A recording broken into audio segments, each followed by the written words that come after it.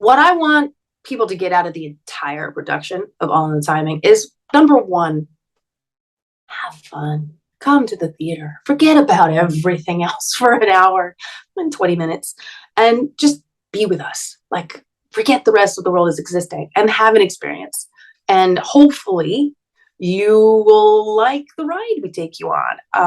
Maybe my favorite experience is crying and laughter at the same time. And I hope we can maybe draw a little bit out of people to think about things and feel something here and there. But mostly I just want everyone to come and enjoy themselves and really just connect with us. Hi, Tania Gonzalez, and this is for All in the Timing by David Ives The Zephyr Theatre. And if you want to know more about this production, listen to this conversation.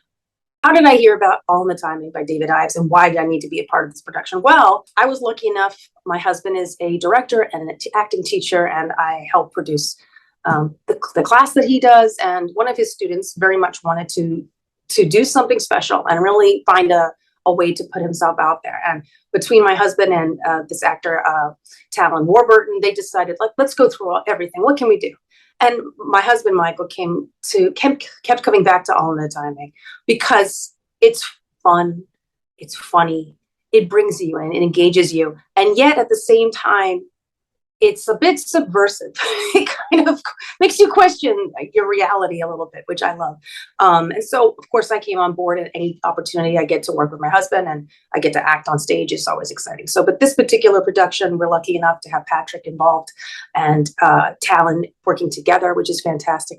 But really, again, like, the author is so fun and creative, and the way he uses language to really engage his audience is so exciting. So, there really was no saying no. What I love about the writing of this playwright so much is his ability to kind of, like, it just sounds like talking. We're just talking. It's just people having a conversation.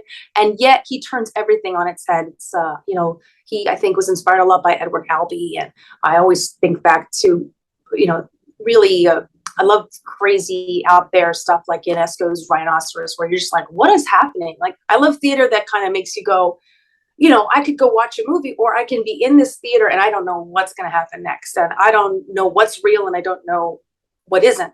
And that's what I kind of love about his writing, is it starts so normal with just people being people. And yet, what is life? It kind of brings these big questions about, like, what are relationships?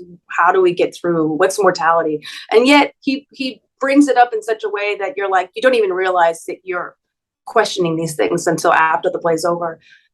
He's great at short form, and I love it. I love the audacity. So I get to be a part of universal language and the story arc for my character and the story itself.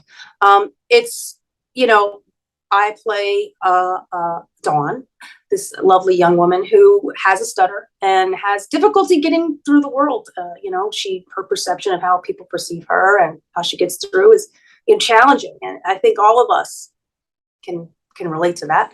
And here she wants to find the answer. How can I, what's the answer to solving this issue in my life? And she's looking for some sort of connection. And when she sees an ad in this paper about how I can learn this universal language, I'm gonna be able to, this sounds so engaging that maybe this will be the answer. She finds out that it's true, and yet it isn't.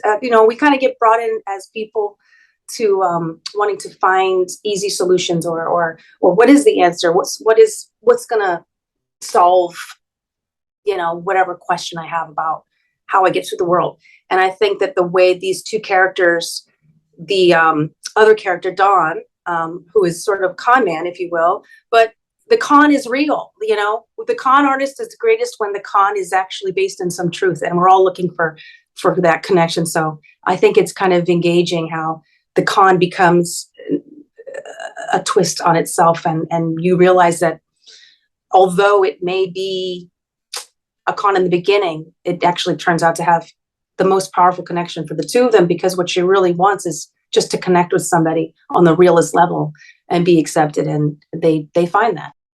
So the other actor I'm working with, Mark Hahn, is a student of my husband, Michael Yavnieli, who is also the director. And Mark Hahn, I got to tell you, I've worked with him on a couple things, and he's just multi-talented is one way to put it. I mean, he's a singer, he's a teacher, his voice, he's an athlete. The guy can do so many things, but what's great about him is he just makes you feel as an actor just so comfortable to be able to be in the moment with him. And he's just so much fun. And wait till you hear him saying this. All I have to say about Mark. It's kind of amazing. And Michael, my husband, is the director. And you would wonder, like, is it easy to be directed by one's husband or wife or partner, if you will? And it's funny. That's why we're together, I think, in a lot of ways, is that creatively we can meet and we have the most fun when we can work together. And I find it so it's like the most blissful experience to be able to do this with him, because it's to be creative with somebody and to be able to meet at that level and then, you know, go about your day and do all the other things that you have to do in your life. And yet be able to meet at, always come back to the acting and to the art, and be able to really understand each other that way. It's the most fun. So we always have some, I always say yes to what he tells me to do. I don't argue too much. The theme of universal language, I think, is basically mostly about connection, about people trying to find a connection and common ground. And are we more alike than different? You know, we go through the world and basically we come up with all these challenges, and how do we get through and find this commonality?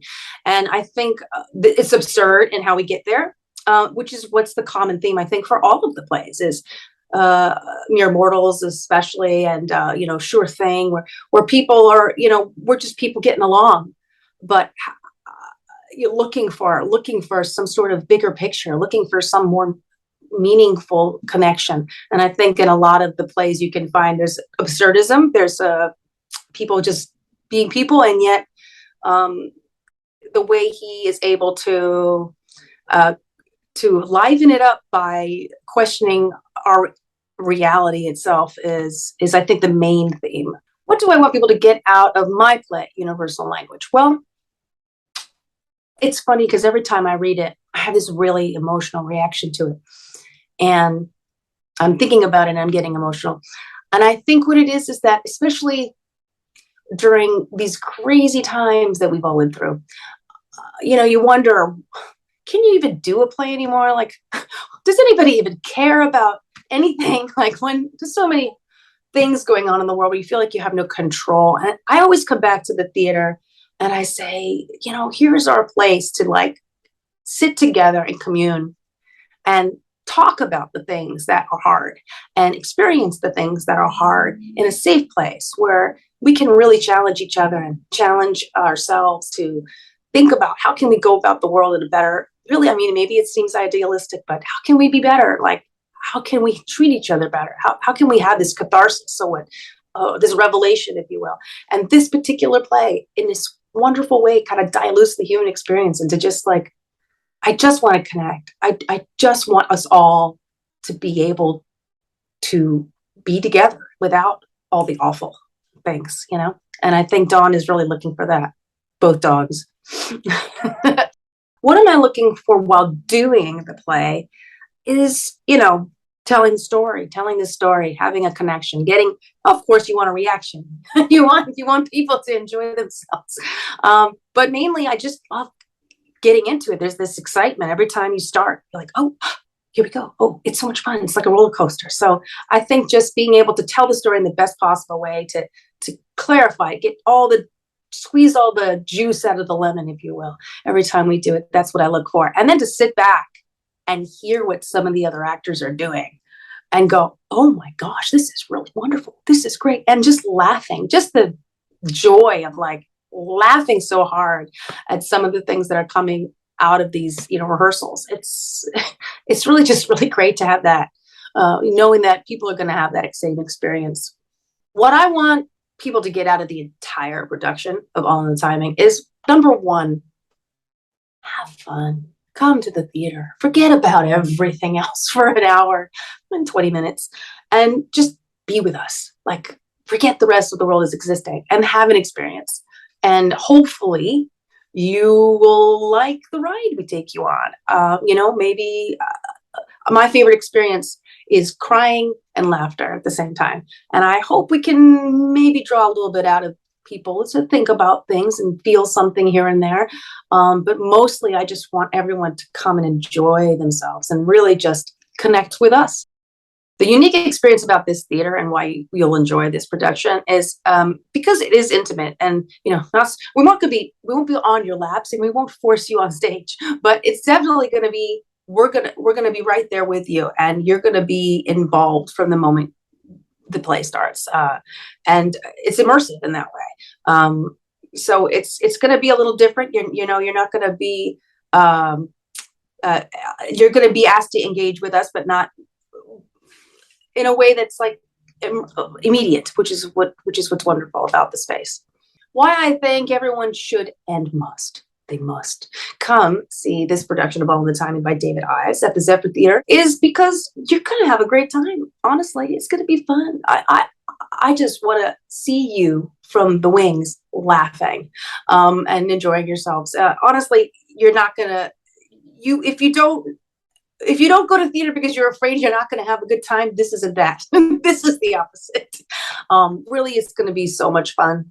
The actors in this play, every single one of them, whether they be a student of the studio which we run, or whether it's just a friend that we've asked to join us, every single one of these actors brings a unique sense of humor and experience, and every single one of them is just doing something completely different every time we're out there and playing. And I'm just so fortunate to be amongst people who just get it, and really like to get out there and play. And we're so fortunate to have Patrick Warburton come and his son Talon working together, because Patrick really is, he's just, you hear his voice and you're brought back to every single character he's ever played. And he's got the goods. It's just so fun to sit back and watch. And everybody who's playing along and every actor involved it's just, a true love for the experience and for the art, and not just to get out there and be seen, but to play, which is for me the best. Hi, I'm Tania Gonzalez, and I'm in Universal Language, which is part of the All of the Timing David Ives production at the Zephyr Theatre. And you've got to come because you are going to have a good time. Forget your worries and just come to the theater and enjoy a night of good time. And we'll challenge you to have a good time. We'll challenge you.